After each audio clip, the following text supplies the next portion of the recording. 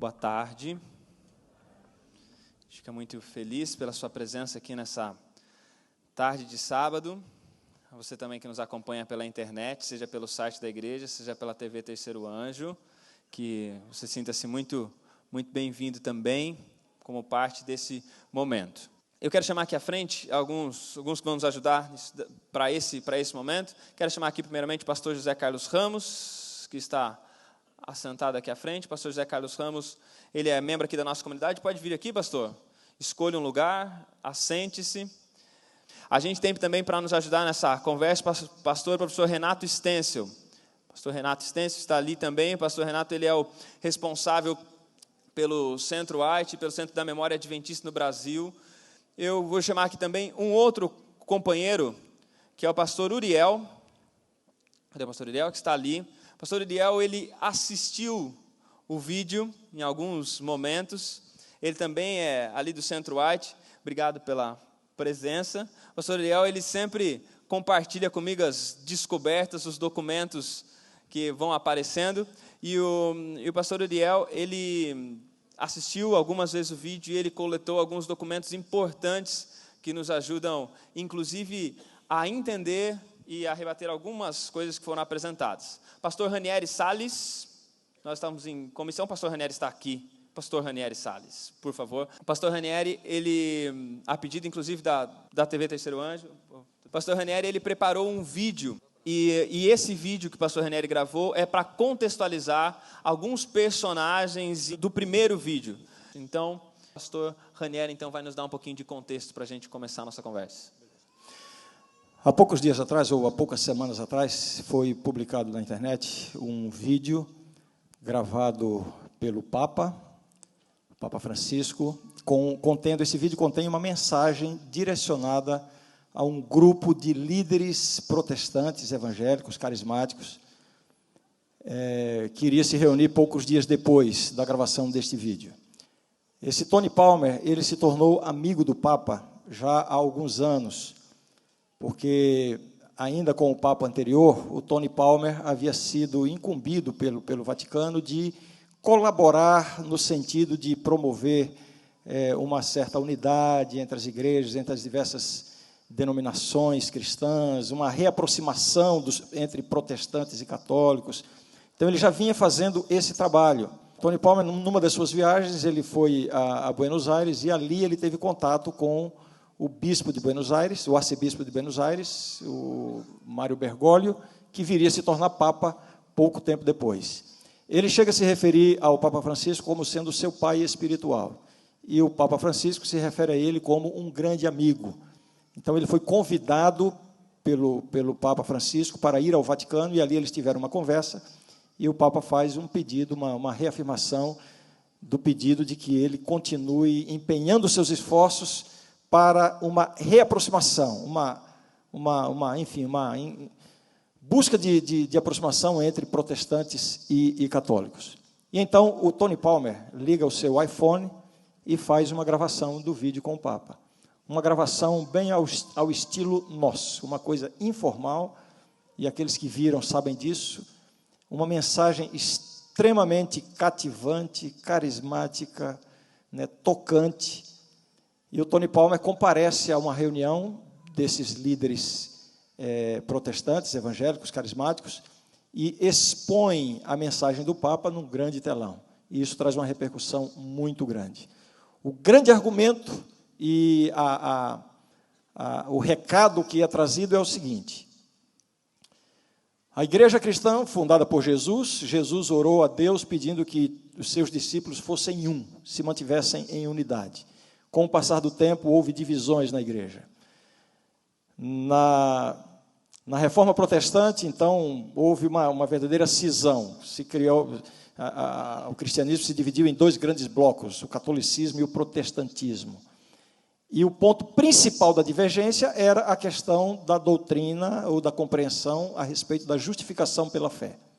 E então o Tony Palmer está agora trazendo a informação a público de um documento que foi assinado entre o Vaticano e a Igreja Luterana, fazendo um acordo mútuo na compreensão da justificação pela fé. E ali, o representante do Vaticano e o representante da Igreja Luterana assinam esse documento. E, a partir daí, começa a ser dito o seguinte: o protesto acabou. Lutero começou o movimento protestante, havia um protesto, mas agora já houve um acordo, não existe mais protesto. Então, se não existe mais protesto, por que continuar separado? Vamos voltar à unidade. Esse é o contexto de toda essa discussão. E até para a gente pensar nessa questão do protestantismo, e acho que vale a pena a gente pensar, porque essa é o que aparece muito forte no vídeo, essa questão do protestantismo, que já não, se não há mais protesto, não tem porque a gente permanecer separado. E o pastor Uriel mostrou um documento, né? Mostrou algumas coisas, com outra visão diferente dessa do vídeo, né? O que deu para perceber é que Tony Palmer fez um apelo muito atraente, e para uma pessoa que não entende o contexto de como foi a Reforma Protestante, parece até algo bem atrativo, vamos nos unir. Só que ele não usou corretamente o termo protestante. Primeiro ele disse que foi um protesto de Lutero, mas quando a gente lê no Grande Conflito, foi um protesto dos príncipes. Lutero fez uma coisa assim, mas o nome protestante veio por causa do protesto que os príncipes alemães fizeram contra algumas medidas que o imperador estava pedindo que eles se submetessem ao papado. Então, foi um protesto dos príncipes em geral. Eles fizeram uma confissão chamada Confissão de Augsburgo. E parece que teve 101 pontos que foram trazidos à tona do que Roma estava fazendo, e eles estavam protestando contra isso. Então, dizer que foi um protesto de Lutero, e foi uma coisa só, que a salvação é pela fé, pela graça, perdão, e a Igreja Católica fala que é pelas obras, ele não representou corretamente o que foi a história do protesto. Então, não tem como falar que o protesto acabou. Dizer que o protesto acabou é repudiar, é negar todos os princípios que os príncipes apresentaram para haver esse protesto. É uma redução do protestantismo, né? Lembrando que o próprio Lutero desenvolveu 95 teses, foram 95 pontos que ele sistematizou e então colocou lá adiante para serem discutidos, né? Sim. Não foi apenas uma questão isolada. Para chegar ao ponto de dizer assim, o protesto acabou, tem que resolver muita coisa ainda. Uma coisa assim, a história de que o protesto acabou não é nova. Tem um livro que chama Lições da Reforma Protestante. E ele diz mais ou menos assim, que em 1912, acho que foi o ano que o Titanic afundou, não foi? Pertinho ali, mais ou menos naquela época. Ou foi em 1914, o Titanic, uma coisa assim. Mas nessa época, 1912, 31 das principais denominações protestantes dos Estados Unidos, reunidas num concílio que chamou Concílio Federal das Igrejas. Hoje a gente tem o Concílio Mundial das Igrejas, vocês conhecem. Mas Concílio Federal das Igrejas tomaram um voto, e foi a primeira moção da conferência. Tomaram o voto de repudiar a palavra protestante. Isso aconteceu há 102 anos atrás. Isso, para mim, que o Tony Palmer fez, dizer que foi um fim do protesto, foi uma novidade. Mas há 102 anos atrás, as igrejas já tinham feito isso. Eles até usam palavras assim, ó. Por que enfatizar uma palavra que não traz união, mas divisão? E disseram assim, uma palavra que nos faz lembrar de uma experiência tão triste e difícil. Esforços nesse sentido, principalmente por parte do romanismo eclesiástico, isso tem sido frequente. Agora, aproximação ou abertura de diálogo com os evangélicos, para não dizer protestantes, já que o termo está sendo deixado de lado, não é? Isso ocorre oficialmente desde os tempos do Concílio Vaticano II, que ocorreu na década de 60. E, evidentemente, o que a gente nota é que o romanismo afirma, dentro de todo esse contexto, que ele quer essa aproximação, que ele quer essa abertura, ele quer esse diálogo, ele quer de volta os irmãos separados. a expressão que usam, né? Mas, por outro lado, o romanismo eclesiástico continua afirmando que ele não muda. Ele continua sendo o mesmo. De maneira que os fatores que levaram à formulação dessas 95 teses apresentadas por Lutero continuam. A que conclusão, então, chegamos? Se tem havido uma mudança, não é com o romanismo, é exatamente com os evangélicos. Lamentavelmente, isto está ocorrendo, e, evidentemente, nós sabemos que é por aí mesmo, porque a profecia vai se cumprir. Apocalipse, capítulo 13, verso 5 e verso 8, são claros em dizer que toda a terra seguirá o poder apocalíptico representado lá pela besta, de Apocalipse 13. Então, nós sabemos que vamos chegar lá.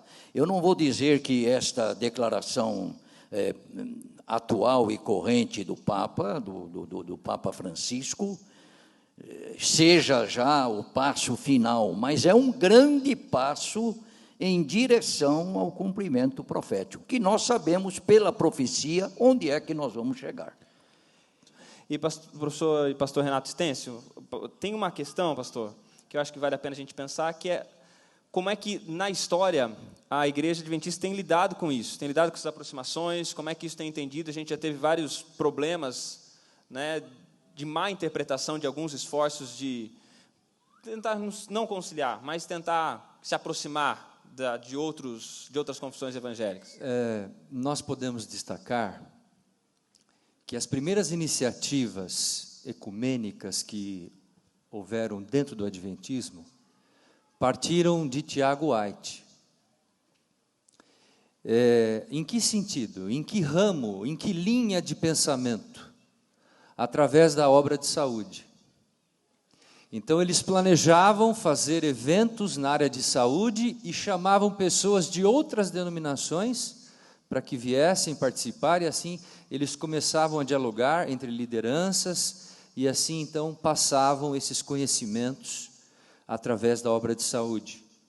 E Ellen White trabalhou em muitas instâncias nesse sentido, com a área de saúde, dentro desse contexto. Nós não poderíamos chamar isso de uma ação ecumênica, mas foi uma das primeiras tentativas de aproximação com outras denominações.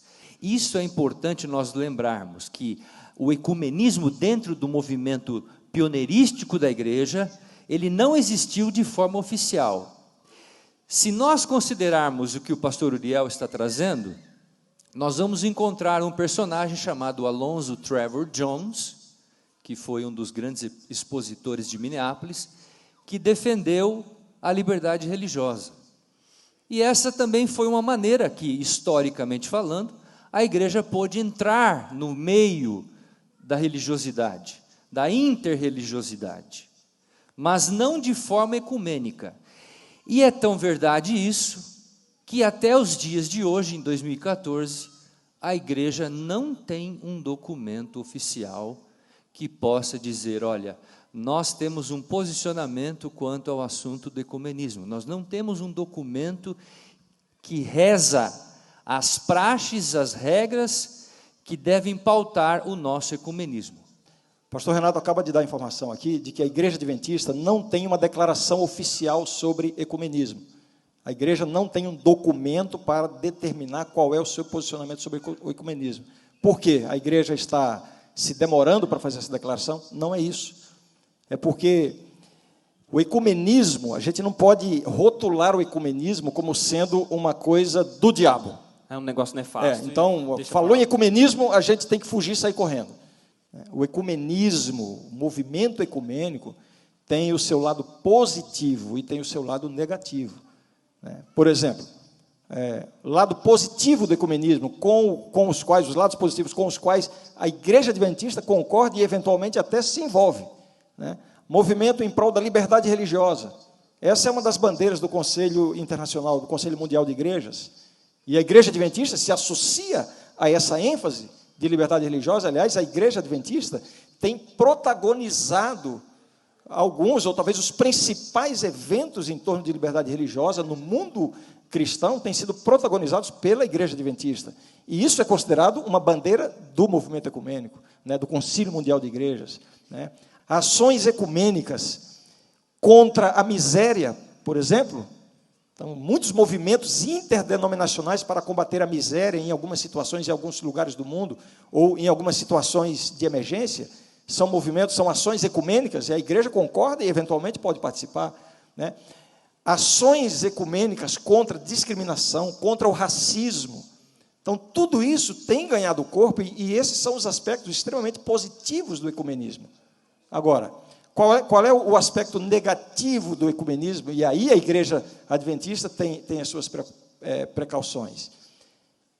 É no que diz respeito a abrir mão das suas convicções doutrinárias. Exatamente. Então, quando envolve questão doutrinária, aí a Igreja Adventista tem uma posição muito clara. Não podemos abrir mão das nossas convicções doutrinárias. E um outro aspecto também diz respeito às ações ecumênicas de evangelização.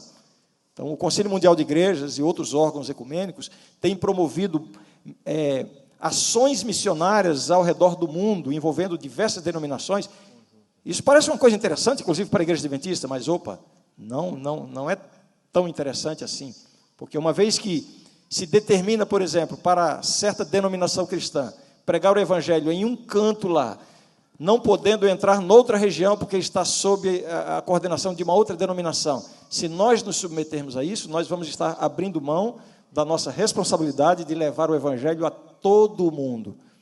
Então a Igreja Adventista tem essas ressalvas com relação ao ecumenismo, mas nós não podemos rotular o ecumenismo como sendo uma coisa do diabo e rechaçá-lo completamente. É esse o cuidado. É por isso, pastor, que muitas vezes a igreja recebe críticas de dentro da própria igreja. Quando alguns membros da igreja percebem que a Conferência Geral, por exemplo, mandou um representante para participar de uma reunião ecumênica, ou atendeu a um pedido de diálogo. Então, alguns veem nisso como sendo a Igreja Adventista está apostatando. Não é nada disso, absolutamente. Porque a gente tem que fazer essa diferenciação entre os aspectos positivos e os aspectos negativos do ecumenismo. Muito bem. No vídeo de Tony Palmer, né, se você assistiu várias vezes, você começa a perceber alguns pontos que nos chamaram a atenção no começo. Teve um ponto que me chamou muita atenção mesmo, mas muita mesmo. Eu até transcrevi o texto para poder citar aqui. Olha que interessante o argumento que ele usa. Tente acompanhar assim, porque ele vai tentar fazer um ponto especial e aí ele vai mostrar como que nós vamos nos unir, como que todas as denominações e igrejas vão se unir. Ele diz assim: cheguei à conclusão que diversidade é divina, mas divisão é diabólica.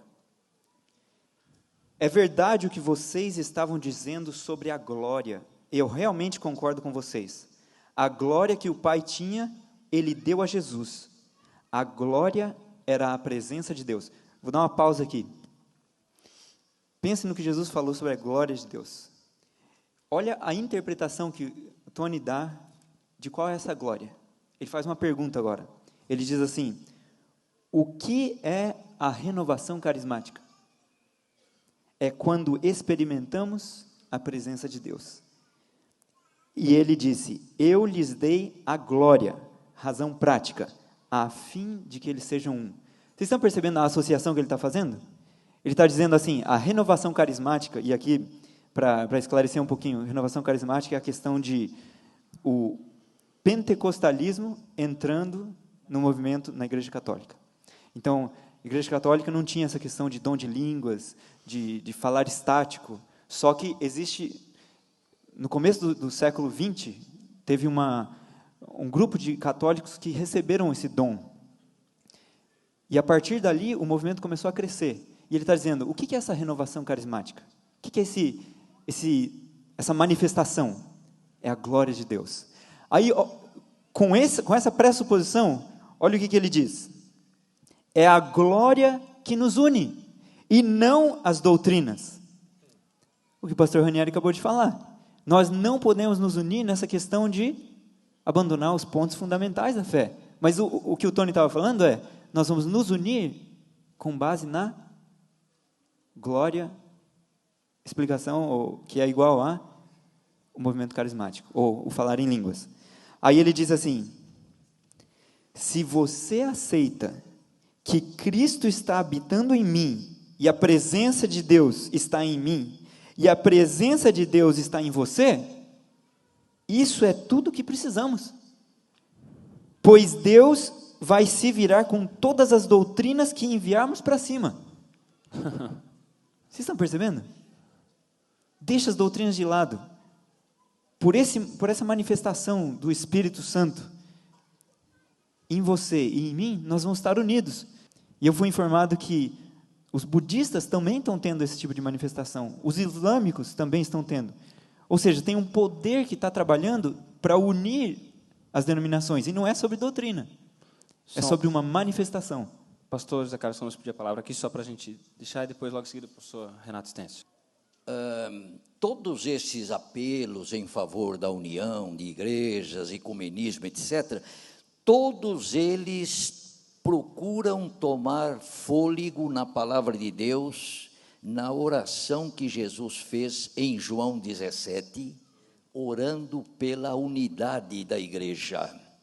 Mas, naquela mesma oração, Jesus orou dizendo que, unida a igreja, Deus, o Pai, o santifique ou a santifique na verdade. Então, amigos, no momento que nós nos desviamos da verdade, não adianta chegar, olha, Deus vive em mim, Deus vive em você, isso aí é suficiente, porque a verdade é que deve nos unir. E aí eu digo que a Igreja Adventista do Sétimo Dia, ela está correta na sua posição equilibrada com respeito ao ecumenismo. Aquilo que é positivo no ecumenismo, estamos aí para apoiar. Não só apoiar, mas promover também. Aliás, se não me engano, os maiores paladinos da liberdade religiosa hoje são adventistas. Não é? Então, eu acho que essa posição está certíssima. Agora, aquilo que é negativo, nós não podemos, porque não podemos abrir mão da verdade.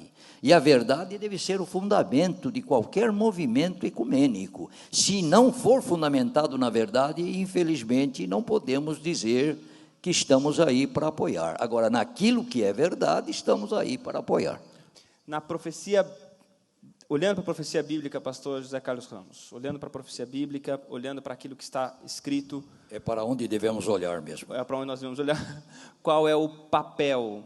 Qual é o papel que esse ecumenismo tem? Que cenário que ele está preparando para os últimos acontecimentos? O que a Bíblia nos fala sobre esse momento? Não resta dúvida que o Apocalipse afirma de uma maneira muito clara que antes que Jesus volte, haverá um ecumenismo, haverá uma união de ideias, de pensamentos comuns. A palavra ecumenismo, exatamente, etimologicamente falando, vem daquilo que é comum, e realmente é isso que se prega, vamos nos unir nos pontos comuns, não é? Agora, os pontos que não são comuns podem continuar aí tranquilamente também. Então, irmãos, eu acho que nós estamos, como eu já disse, caminhando no terreno do cumprimento profético, claramente. A Bíblia diz que toda a terra se maravilhará. Quer dizer, a atitude do poder representado pela besta de Apocalipse 13 vai causar um sentimento de admiração. As pessoas vão se maravilhar. E ninguém se engane, o romanismo é muito sutil, é muito esperto.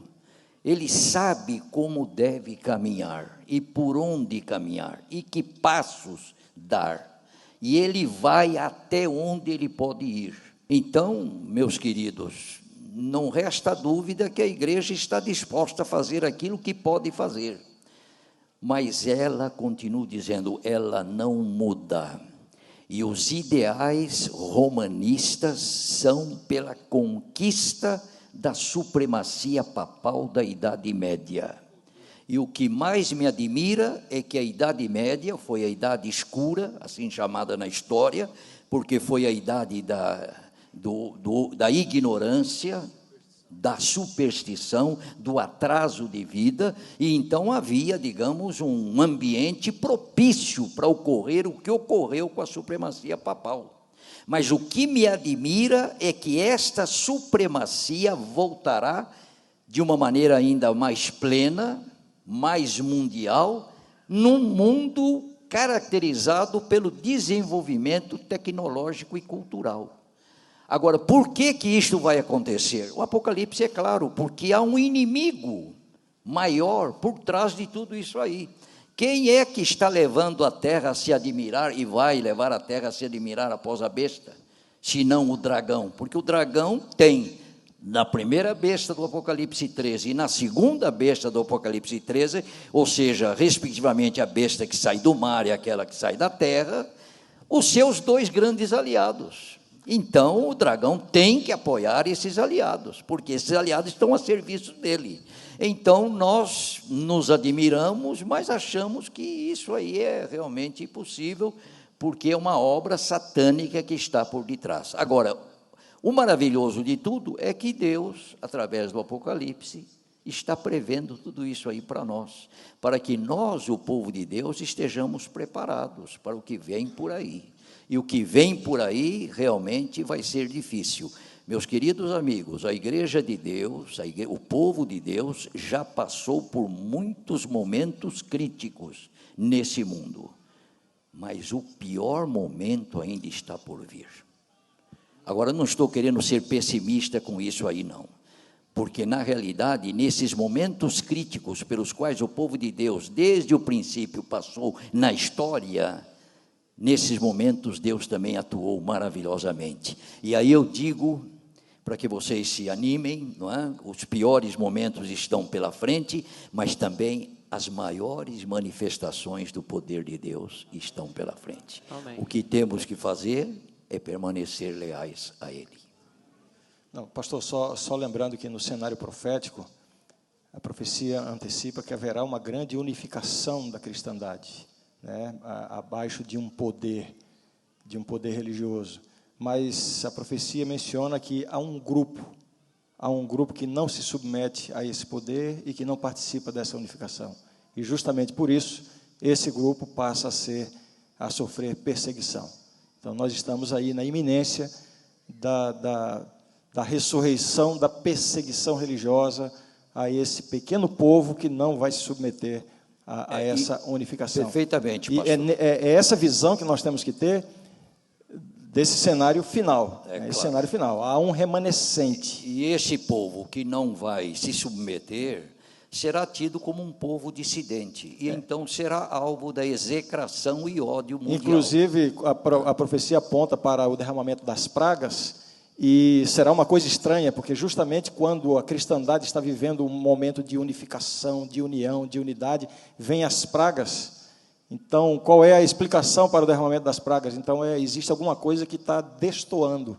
É exatamente esse grupo que não vai se submeter a isso. Complementando a ideia do pastor José Carlos Ramos, eu queria sugerir a leitura a todos vocês do capítulo 36 do Grande Conflito. Anota aí. Capítulo 36. Se quiserem, também acessem o site do Centro-White. Você pode ouvir o áudio desse capítulo narrado pelos sons, através de equipamentos que você tenha. Falando sobre a situação atual e essa retomada do poderio, entrará em cena o elemento que vai amalgamar ou catalisar os três poderes: catolicismo, protestantismo apostatado e o espiritismo. Qual será deles? O espiritismo, é o último. Ellen White, quando descreve o poder e o papel do espiritismo, antes que ocorram todas essas coisas, antes que a porta da graça se feche, ela fala de coisas que são arrepiantes, do tipo: imitando mais de perto o cristianismo nominal da época, o espiritismo tem maior poder para enganar e enredar. E ela fala assim: mediante a agência do espiritismo, operar-se-ão prodígios, os doentes serão curados e se efetuarão muitas e inegáveis maravilhas. Por meio do Espiritismo. Está aqui. Isso é a revelação do grande conflito. Aí diz assim, essa é uma alerta para nós, membros da igreja. Os membros da igreja adventista que amam o que o mundo ama, estão prontos para se unirem a ele. Agora ela fala algumas coisas aqui que realmente são bem pesadas. Ela diz assim: por meio do Espiritismo, Satanás aparece como benfeitor da humanidade, um benfeitor, um homem bom, procurando as doenças do povo e pretendendo apresentar um novo e mais elevado sistema de fé religiosa. Depois, é seu objetivo incitar as nações à guerra uma contra as outras, pois pode assim desviar o espírito do povo da obra e de preparo para estarem em pé, firmes no dia do juízo de Deus.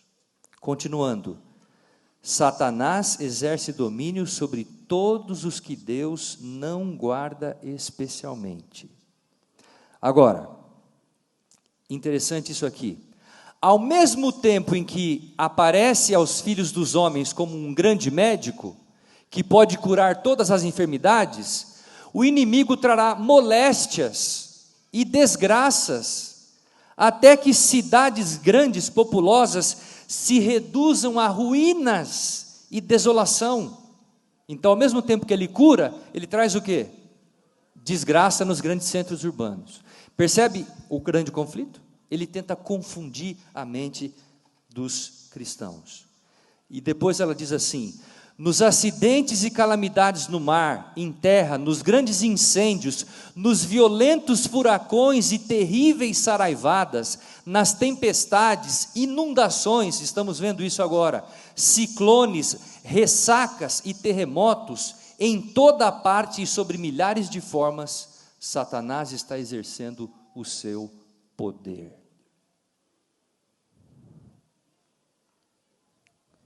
E aqui ela fala uma coisa extremamente, tem a ver com a área médica, o Dr. Dorival está me ouvindo. O inimigo vai comunicar ao ar infecção mortal, e milhares perecerão pela pestilência. Eu não sei como isso poderá acontecer, mas está revelado no grande conflito. Diante desse quadro todo, eu tenho 3 últimas perguntas, mas então, quiser fazer mais um comentário, pastor?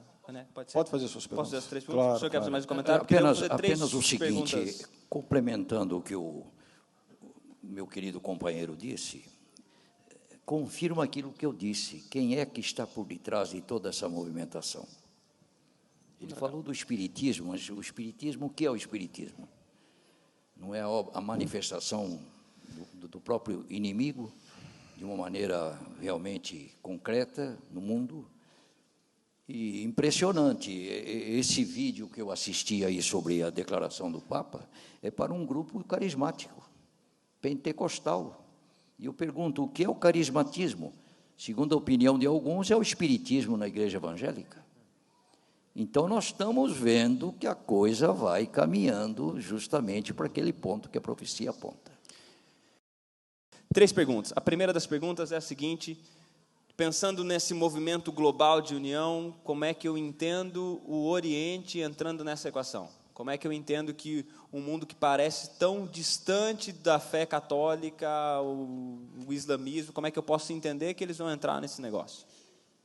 A gente está já para finalizar a programação. Existem duas questões que eu gostaria de trazer à tona aqui, que eu acho que são importantíssimas para a nossa compreensão desse contexto, né? Igreja Adventista do Sétimo Dia e movimento ecumênico, ou ecumenismo. Então, 2 questões cruciais. A primeira questão é: quem é o povo de Deus? Do ponto de vista ecumênico e do ponto de vista da Igreja Adventista. E a segunda questão: qual a natureza e a função das Escrituras na mentalidade ecumênica e de acordo com a Igreja Adventista do Sétimo Dia? Então, a primeira pergunta: quem é o povo de Deus? Na mentalidade ecumênica, no ecumenismo, o povo de Deus é toda a cristandade unida. Daí o esforço de resgatar essa unidade e eliminar as divisões, trazer de volta os irmãos separados, que somos nós os protestantes, enfim, promover uma grande união, porque o povo de Deus é toda a cristandade unida. A nossa visão adventista é diferente, a nossa visão adventista é baseada no que a Bíblia revela. O povo de Deus é um pequeno remanescente, em contraste com essa confusão religiosa identificada como Babilônia. Então, quando o discurso ecumênico de unidade, de unir os irmãos de volta, lhe parecer atrativo, se lembre disso. O povo de Deus na profecia é um pequeno remanescente em contraste com a confusão religiosa identificada como Babilônia. E a segunda questão, qual a natureza e o papel das Escrituras? Na mentalidade ecumênica, as Escrituras contêm a palavra de Deus. A visão adventista é que as Escrituras são a palavra de Deus. Existe uma diferença crucial nisso aí. Entender e lidar com a Bíblia, como ela contendo a palavra de Deus, isso implica em dizer que a Bíblia, as Escrituras, não têm uma autoridade plena sobre a minha vida. Ela contém a palavra de Deus, mas ela na verdade, ela é o registro. Veja bem, olha a sutileza, na mentalidade que prevalece no mundo cristão hoje. As Escrituras contêm o registro de experiências de homens que tiveram experiência com Deus. Então, Moisés escreveu lá os seus livros, etc. Isso é um registro da experiência que ele teve com Deus. Paulo, a mesma coisa, e Davi, a mesma coisa. Qual a função das Escrituras para mim? Aquilo que é normativo não me interessa. Elas vão ter utilidade para mim quando elas contribuem para que eu tenha a minha experiência com Deus. E no momento que eu tenho a minha experiência com Deus, as Escrituras já cumpriram a sua missão. O que vai determinar agora minhas convicções e a minha conduta é o que Deus revelar a mim através da minha experiência. Isso é extremamente sutil, porque a minha experiência deve ser questionada. O que deve normatizar a minha vida religiosa é o que está revelado na Bíblia. Então, essas são duas questões cruciais dentro dessa discussão, do ecumenismo. Quem é o povo de Deus e qual a natureza e a função das Escrituras. No momento que eu entendo as Escrituras como sendo a palavra de Deus, a expressa vontade de Deus, então eu começo a lidar com as Escrituras da forma correta. As Escrituras têm autoridade sobre a minha consciência, sobre as minhas convicções, e passa a ser a única regra de fé. E aí eu não posso abrir mão dessas convicções em favor de uma unidade. Essa unidade, ela de fato não vem de Deus. Ok, pastor José Carlos Ramos, vai. Eu sempre me perguntei como é que determinadas parcelas da humanidade iriam se subordinar ao poder romano. Porque o Apocalipse é claro, diz que toda a terra, que todas as nações, todos os segmentos da humanidade. Por exemplo, os orientais, como você citou. Eu diria, entre os orientais, os islâmicos. Os islâmicos são radicalmente fiéis a Maomé. E agora? Vão reconhecer outro líder religioso? E eu diria que não é só apenas lá pelo Oriente, não, aqui no Ocidente também. Por exemplo, determinadas religiões são radicais. Os próprios pentecostais agora estão se abrindo, né? Está vendo aí. Mas, por exemplo, testemunhas de Jeová vão aceitar a supremacia romana? Mormons aceitarão a supremacia romana? Então, haverá um remanescente, um só. Mas como é que vai ser um só, se outros grupos também, aparentemente, não vão se subordinar? E eu sempre me perguntei, como é que poderíamos harmonizar, não é, com o Apocalipse, essa variedade de situação. E eu cheguei a uma conclusão que eu quero expor a vocês. Vocês podem aceitar se quiserem, se não quiserem aceitar, vocês são livres. Mas eu acho que essas situações assim, à revelia do poder romano, essas situações continuarão até um determinado momento. Até que o diabo apareça na forma de Jesus. Isso é espírito de profecia, é claro também. Ele vai se manifestar como se fosse Jesus. E aí ele vai se apresentar, ele vai fazer milagre, e todo mundo terá sua atenção chamada para esse fato. E eu não vou me admirar se esse falso Jesus se manifestar na América do Norte, nos Estados Unidos.